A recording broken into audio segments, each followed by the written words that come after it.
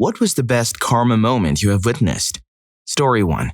Sitting on a highway late at night because of a bad car accident.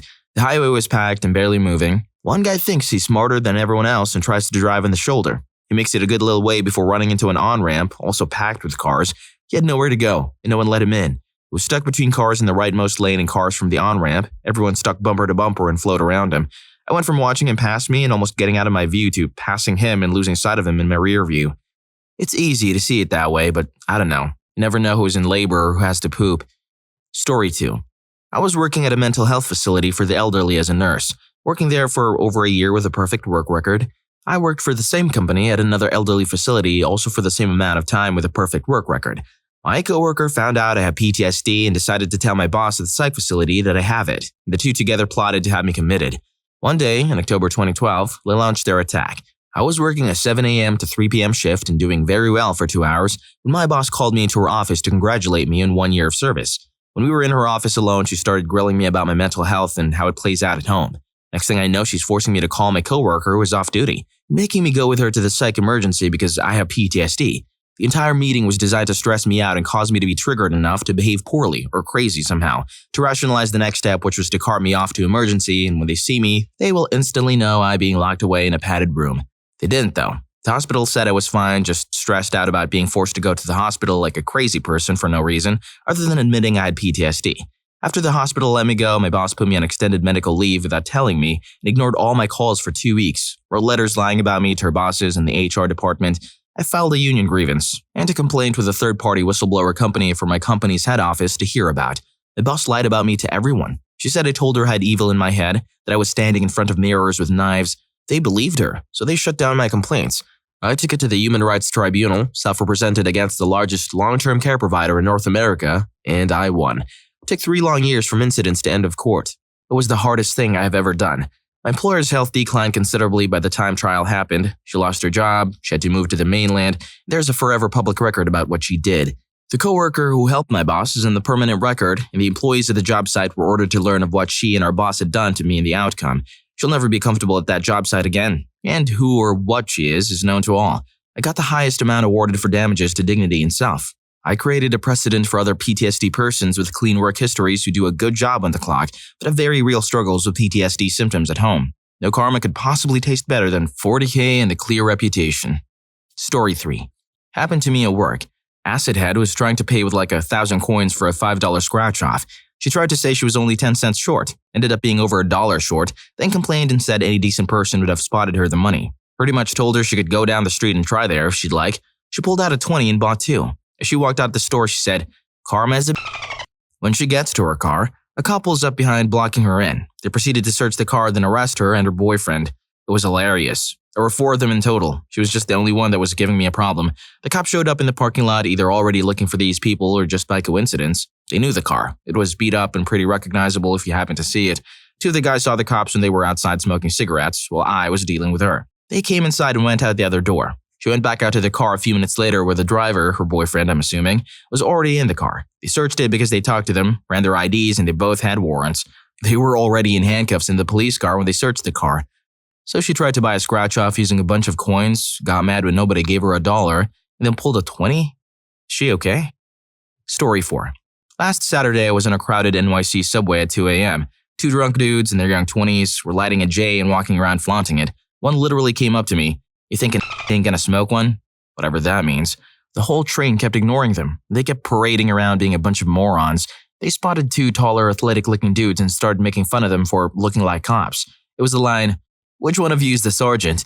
That finally put the athletic guy over the edge. They looked at each other, smiled, reached into their pockets and pulled out their badges. "Okay, boys, empty your pockets."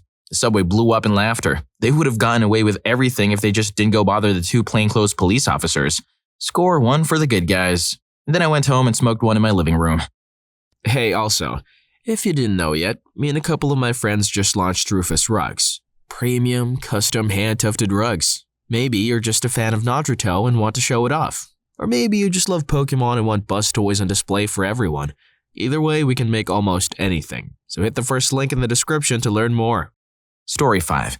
I'm from San Diego, and during the summer, you have to claim bonfire pits on the beach really early in the morning if you want it for that night. So my friends and I got to the beach at 8 a.m. and stayed there so we could get a bonfire going into the night.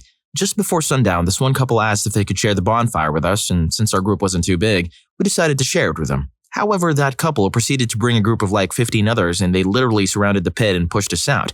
We were pissed, but we were so tired from being at the beach all day, so we decided to head out. Little did we know that that night had an extreme high tide warning, and when we moved all of our stuff over the wall that divided the beach walk from the beach, a huge wave came in and washed out that whole group surrounded by a bonfire. The wave flipped over the table of food, took a handful of sandals back into the ocean, and destroyed all their stuff. The best part was this one girl was trying to jump the wall to save herself, but she didn't jump high enough and ended up falling right back into the waters. Karma. Neptune decided to take revenge on their behalf. Guess you could say karma's a beach. Story 6. I was working in a pub in Liverpool and had just arrived, about 10 a.m. to start my shift. I knocked on the door and waited for someone to let me in. I became aware of some voices shouting and turned around to see two guys, shirts off, swaggering towards me, talking in a language I didn't understand.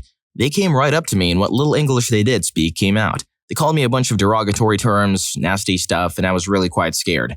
I was knocking on the door really hard at this point, but after insulting me and laughing, they walked off towards a busy road. I watched them as they walked out into the traffic, waving their arms at the cars to stop for them, and then giving the drivers the finger. Suddenly, one of the cars stopped and 4 big guys got out. One of the nasty dudes ran off, but the big man got caught and shoved hard against the car a couple of times, clearly hurting his head and elbow. Then one of the car guys made out that he was going to punch him, big time, drawing his fist far back. The little dirtbag just covered his face and screamed. They didn't get hit, but the car guys and a lot of passersby burst out laughing. They let him go and he ran away. That felt good. Story 7. When I was a kid, I threw a basketball into a puddle in front of a friend of mine, splashing him. I'm walking backward, pointing and laughing. I then turn around right into a pole and knock myself out. Sounds like something Bart Simpson would do. Story 8. My old manager was a monster. Belittled people, made a hostile environment, denied anything that would make coworkers happy while giving himself every comfort, even denied me a half day to go to my mother's funeral, adding, "Would it be a big deal if you couldn't go?" I did go to the funeral. I was asking for time off so I wouldn't have to stay up for multiple days to make it work. As it were, I drove 400 miles, went to the funeral, drove 400 miles back, and had to work an hour later. This guy was such a jerk that when I told him I received an email with the details from my father, he demanded to see it. He thought I was lying about my mother's death to get off work and was crass enough to think he could demand to see very personal correspondence. His excuse for denying leave was that work comes first. When I pointed out that we had 2 more people working that shift than the manning roster called for, he was unmoved. Did I mention that he literally couldn't stop telling childish jokes to a girl he knew had a traumatic childhood? I've never met a more subhuman POS. He finally stepped on his own crap after he wrote up a fictitious counseling statement about someone in the entire office revolted. The manager wasn't fired like we wanted, but he was relieved. So in comes a new manager. Very well-regarded 20-year Air Force veteran, retired at E9, humble guy who knew how to handle people. We have our first awkward team meeting, the old manager bitterly in attendance, as the new manager is giving his "nice to meet you" speech. He sees the jerk glaring around the table trying to intimidate people. He stops talking, pauses for a few seconds, then says, "You know, when I was in the Air Force, I learned that if you take care of your people, they'll take care of you." He then stared directly at the old manager and said, "If you don't take care of your people, they'll take care of you." Story 9. I worked as a bartender at a horseshoe-shaped bar in a bowling alley. For some reason, one of the other bartenders hated me. She was constantly poaching people on my side. We split tips, and whenever it was her turn to count them down, I knew she wasn't splitting them properly. Tried to get the scheduling manager to put her on my days, etc. One of my regulars even said she caught her pocketing tips and not putting them in our communal bucket while I was working with her. Well, tournament season started, which everyone dreaded or looked forward to. Dreaded because the shifts were twice or 3 times as long as normal, and there was a constant rush of people at the bar. Looked forward to it because shifts were 2 or 3 times as long as normal, and there was a constant rush of people at the bar. So we'd make as much in a day as we did in a week. Well, the first tournament was a team that she considered hers. They bowled on her side on days she worked, so she knew them well and was looking forward to their tournament tips. She came in, saw that I was scheduled to bartend that day, and flipped out. She started ranting to the manager, who happened to be the scheduling manager. The owner of the place happened to be standing there. The owner pretty much said I was one of the better bartenders, so I was getting put in the tournaments. If she didn't like it, she could just leave. My coworker left, and then I got to work her normal shifts as well. I hope they got someone to help them work at the bar, though. Jerk or not, that'd be hell with one person. It'd also be hell if only one person left a like in this video and subscribed to the channel, so go ahead and do it right now. Story 10.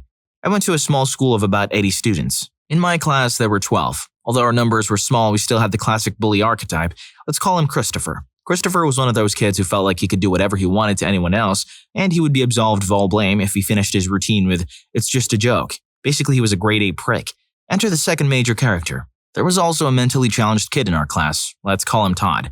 Now, Todd was fond of asking questions. It was just his own way of obtaining information. I know this might sound bad, but we got annoyed with him pretty soon. Hey, we were just kids. Now, although Todd annoyed us, we still all looked after him and made sure nobody gave him a hard time. He was one of us. Sometimes that was a good thing, sometimes a bad thing. The karmic incident took place once when we were the oldest year in the school. We basically ruled the school, and naturally, this power would go to our heads. And it corrupted nobody quite as much as Christopher. We were playing rounders, kind of a UK basketball, practicing for an upcoming competition, split up into 2 teams and play each other. I was kind of mad because Todd was on my team, and as you can imagine, he wasn't the most athletically gifted. Picture Kermit the Frog trying to run the 110-mile hurdles. That's an athletic.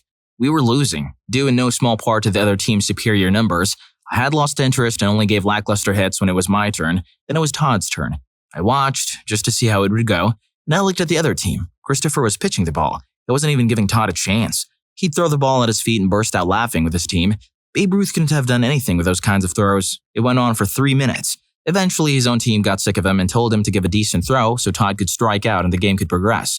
He throws it and Todd braces himself. We're all watching by now. Todd has tears in his eyes, the kind of thing humiliation does to someone like that. And as the ball drew closer, the world moved in slow motion for me. Whack.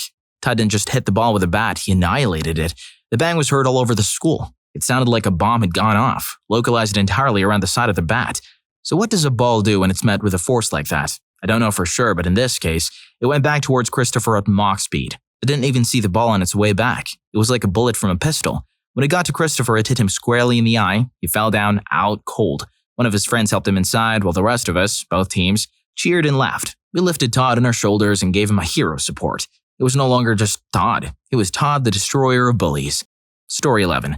My father told me a story once from when he was younger. It was in traffic on a 2-lane, 2-way road. It was backed up in one direction heading into an event of sorts, but there was sparse traffic going the other way. My father started seeing this tool in his rear view who would pull out from the traffic into the oncoming lane, drive as far as he could before a car started to approach from the other direction, and then get someone to let him back in. After doing this a few times, he gets up to my father when he needs to get back in. My father doesn't budge, and the guy has to throw it in reverse and back up all the way to the end of the line. Of all the fantastic things my father's done in his life and all the lessons he's taught me, if I've taken away one thing, it's that I will never let that guy in. Story 12. We had a dance unit in my 7th grade gym class. The teachers decided that it was a good idea for everyone to do Tai Bo. My middle school ran like mean girls, and many were holding grudges for events that had occurred in the previous year. Old elementary school football rivalries were present. The nerdy kids loathed the jocks. The more popular girls were angry because of some major rumors that were going around at the time. The girls in smaller cliques secretly envied each other. The lowest of the middle school social caste system had it out for the bullies. It was chaos just waiting to explode. As 200 of us were crowded into the gym, before us was a massive screen playing a Billy Blank's Tai Bo DVD. At first, the Tai Bo exercise was relatively civil, but there were those kids who were just being pricks, kneeing people in the back, punching shoulders, and then acting like it was an accident. Attitudes shifted. You could feel the heat of the victim's anger and the testosterone levels skyrocketing. Suddenly, a few unpopular kids realized that gym class was requiring them to hit and kick. Their tormentors were getting away with using Tai Bo as an excuse to be jerks. They shouldn't be the only ones to play that game. Perhaps this time they could evade the no-tolerance policy and get away with dishing out some vengeance. Without warning, the entire gym erupted into a flurry of fists and flying feet. Girls who had been the verbal punching bag of their clique pulled hair and swiped at faces with fake nails. Kids who had been bullied day after day were dishing out black eyes like it was nobody's business. The sudden lashes of anger aroused the bitterness of the others, and the attack spread like wildfire.